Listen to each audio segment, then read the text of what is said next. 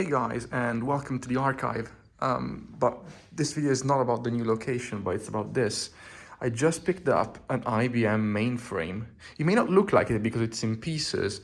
Of course, we like the DIY kits, but this is an IBM S390 Multiprise 3000. It's also possibly the smallest mainframe a collector could get. And this is perfect because unlike any other mainframe that you find, this has built-in storage. This means that you don't need to have a big rack and then another rack for the DASD. It's all inside a box. This is basically the smallest full-fledged mainframe. There is something even smaller, which is a card that would go into a workstation, dubbed the P390, but that has limited capabilities.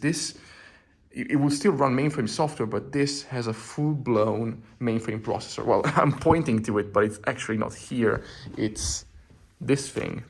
This is an IBM S390 G5 processor.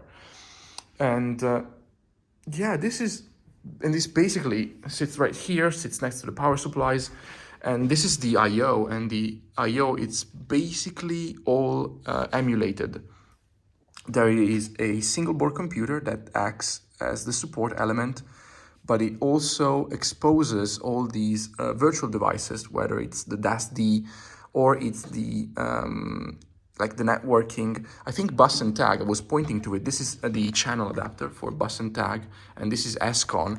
But those two actually have a different plug called BD, and I think they talk directly to the mainframe processor. I'm not sure about that, but everything else, the storage and the networking and the terminals and stuff like that, they're all handled as virtual devices through the SBC. So I'm rambling too much already. I'm gonna start probably putting it back together, and then I'll give you a tour once it's back together. So it's probably easier for me to explain what everything does and what everything is. I think also my initial plan was to move it away with the discs already in, so they would stay in the right order. We had to remove them because it was still, even like in this form here, it's still bloodily heavy. A full complete machine, it's like 213 kilograms or something. So this is still requires 2 very strong people or 3 people to lift it. Especially the front side is quite heavy. But what you can see now is the backplane. This is the backplane where all the discs connect, and there is another one in the back as well, which this is where the 2 power supplies connect. They're called OCAs. They are basically smart power supplies, and the third is for the processor. You can see it's massive. Look at how big this connector is. And this is the power supply is mostly for power. So from here down is all power. This part here is actually data, and I think it just talks back to the I don't think it talks to the processor, because they talk to themselves, but they also talk through serial through this port here to the SBC, because the SBC then needs to know what the state of both OCA is and also control the 2 AMDs. You see there are these covers that pop up when you remove an AMD, and I'll show you later what they look like, but they are almost identical to the one you find in larger mainframes. And the quirk of this system, if you look at one, this is the AMD, by the way, and it's made up of 2 components, just like on larger mainframes. You have a motor drive module, and then you have the motor scroll right here. So they're mounted in like this. So they take in air from this side and blow it here. So that means they take in air from the back top or the cards, and then they suck it underneath the machine, and they would blow it out of the front cage. So this machine is actually cooled back to front, which is quite unusual for a computer. So I'm really rambling too much. Let's put this thing back together. I need to find a way to remember all the order of disks. I took a very, very quick and blurry photo because I was too excited. So now I need to kind of reconstruct that. I did leave the 3 main disks for the support element. This system has 2 arrays. One, which are these 2 groups, group 0 and group 1, which is used as the emulated DAS-Ds, while the third group, group 2, is just 3 disks in RAID 5, so 2 plus 1 redundancy, and they are used as the boot disk for the support element. Sorry, the SBC. On a modern mainframe, it's called the, on slightly more modern mainframe, it's called the SE. What this also means is that I really need to make a backup of this. And making a backup of SSA disks is very, very complicated because you need, this module here cannot boot basically anything else. It does maybe boot from SCSI, but the IDE channels are disabled. And every time you try to enable it in the BIOS setup, they get disabled at the next boot. I don't know if it's because the battery is dead or for other reason, but didn't go through with that, already banged my head on it.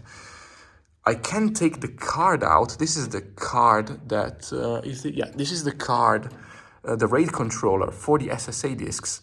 I can take it out and put it in another PC, but there is no support for this card on modern operating systems. So I think it may work on Windows NT. It works on AIX or it works on OS2. So my probably easiest thing would be to grab a R6000, which I have 1 or 2 around here actually. I have a candidate right here, which is the successor to the R6000 series, or even some newer machines to mention those, and use that to plus AIX to make an image of the disk, and then probably copy over the image over a SCSI disk or an IDE and find a way to get the IDE working so I can have a slightly more reliable and easier to manage storage. So yeah, that's a way too long introduction. Let's not begin with the 5362. That's another very cute machine, but let's keep focus on this machine and put it back together and see if it still works. So I forgot I had this sonic screwdriver here with me, and it's making the job so much easy. You cannot believe.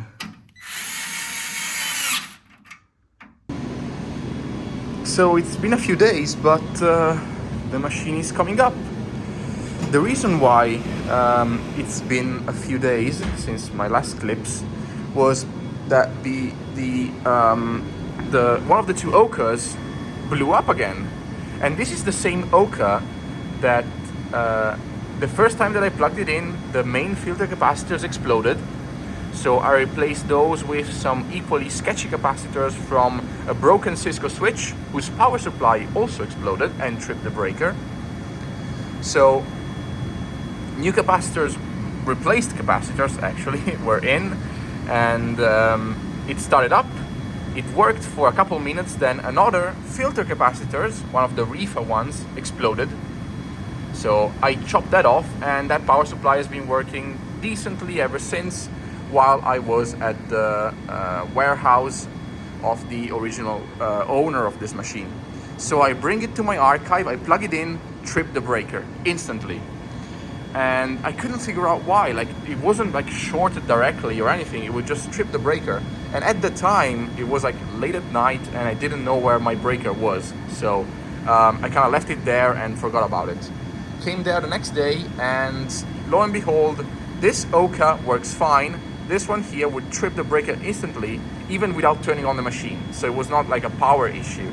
So I took it apart again, and I noticed that there was another Rifa capacitor that was just identical to the one that already exploded a while ago. So I chopped that off, and now this power supply here turns on. The thing is, it makes a very weird like crackling noise, and I'm not so sure that it kind of feels like something else is about to blow up, but like this is just a nightmare. Everything else though survived the trip. The AMDs work, of course this one here does not, because it's it's powered by the first Oka. But this one here, it's working. Oddly enough, I started the machine with both of these running, and the fans never kicked into high speed mode. So now this is about the normal noise that it should make. It should actually spin up faster than this, but it's totally fine for me. It's actually quite cold in here, so you don't really need all that much cooling. Anyway, so the system is booting up. It's now saying that one of the devices is not present. This is the driver for the SCSI adapter, and it's actually looking for the tape library, which is right down there, but it's not connected, so we'll just say enter, and now it will start up OS2. So while it's starting up, I think it's a good idea to have a tour of the machine, since we're here. So this is the space for the IBF, or internal battery feature. This machine doesn't have it, so they put the manuals inside. So there are actually 2 copies of the MIM, or the Maintenance Information Manual, and they sit here quite nicely actually. So it's much better to have this than to have the IBF, to be honest. Up top we have the adapter cards for the SSA. So this is what bridges the SSA bus from the backplane back to the cards that are in the cage up the back. And here we start with the groups of SSA disks. So these 3 are the ones to run the OS2 operating system, which is starting up. And if you're used to old mainframes, you'll know that you have to sit here and wait for the thing to load up. So yeah, I think it's like there's a timer here that wants to make sure that you read all this dibbly-dooblads. So meanwhile, that's thinking about it. Here we have the main disks. So these 2 groups are what make the SD. You will see that there are jumpers. So that the jumpers, they have jumpers here, but they also have no LEDs. So that's how you tell that it's a jumper. There's also a 4mm tape drive and a CD drive. These 2 are SCSI, and they talk back to the main card that is on the main controller that is on the SPC card. And up top you also have a floppy drive. That's what you can use actually to what I use to back up the IOCDS. And hidden here you have another classic mainframe feature, which is the room EPO. The EPO is the emergency power off, which is this red toggle switch, but you can also wire it up to the EPO in the entire room. So if there is an emergency, something called fire or stuff like that, you can turn on every single machine that's in your data center by plugging them in to this connector here. And this red switch here has this metal cover that you have to flip up, and once you enable it, it will switch over from this EPO to this EPO. Also, you cannot see it, but somewhere around here, oh there it is, it's the button to reset the OS2 SPC computer. So, and this closes.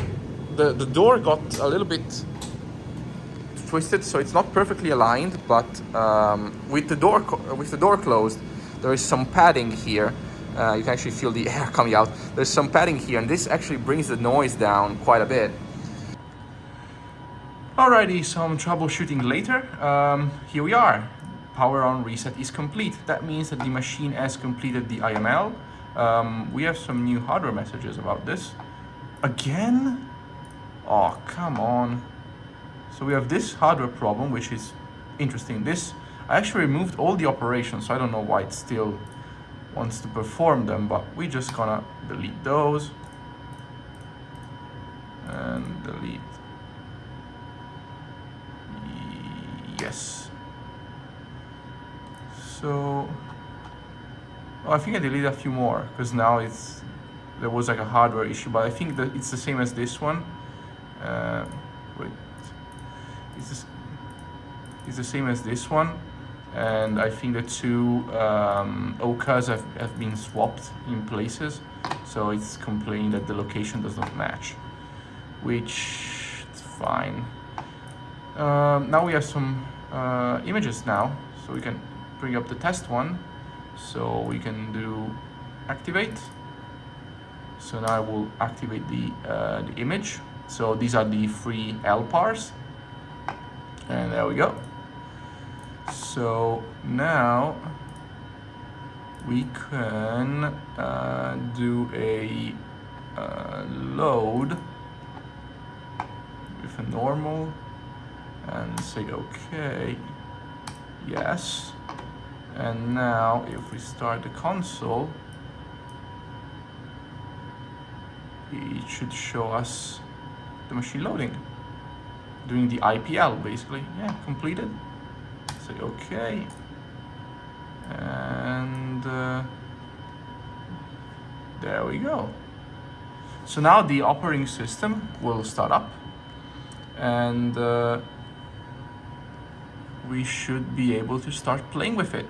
The thing is, I'm still learning about this machine, so that's about as far as I'm comfortable with, because of course I restored, I revived Z9 and Z10, and while they're a newer machine than this, they run, the support element runs Linux and stuff like that, but they still basically behave the same in the same way. In fact, they have exactly the same I/O.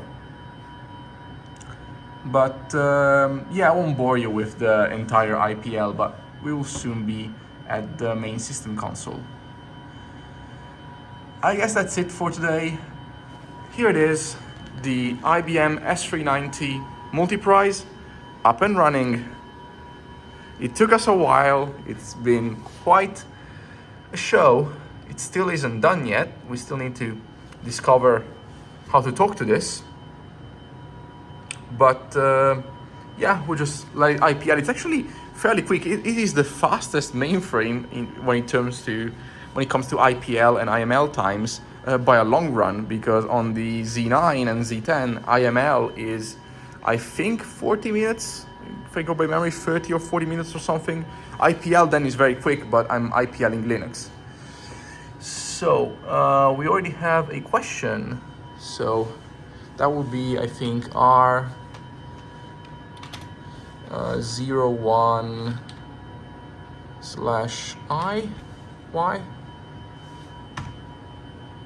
Yeah.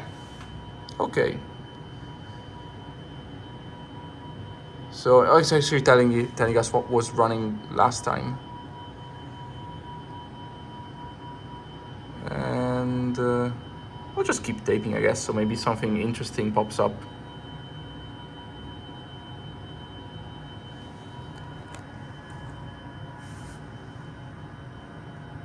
Okay, so I think we're basically ready. We're gonna do an STSO. Okay, and now if I do run other,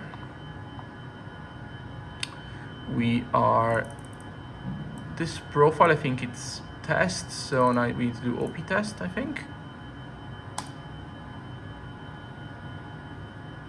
Let's see, no, that's the same, never mind. So file, run other, so if it's not OP test, it must be test. And there we go. So we can do, and I think you also start up FTP. So we do log on sysadm, I think it was the last time. Okay, so password is default. The procedure, we're gonna leave it empty this time around. Let's see what we get. Okay, so the same error basically. Okay, I guess we're gonna keep playing with it, but yeah, super excited. I finally have a mainframe in my collection. I have minis, I have workstations, I have weird things, but very weird things, and but yeah, a mainframe. Thank you so much for watching, and a special thank you to everybody who helped me get to this point. Both to the broker and to everybody in the group who helped me get this machine running. It's incredible. I have a mainframe. Catch you next time. Bye.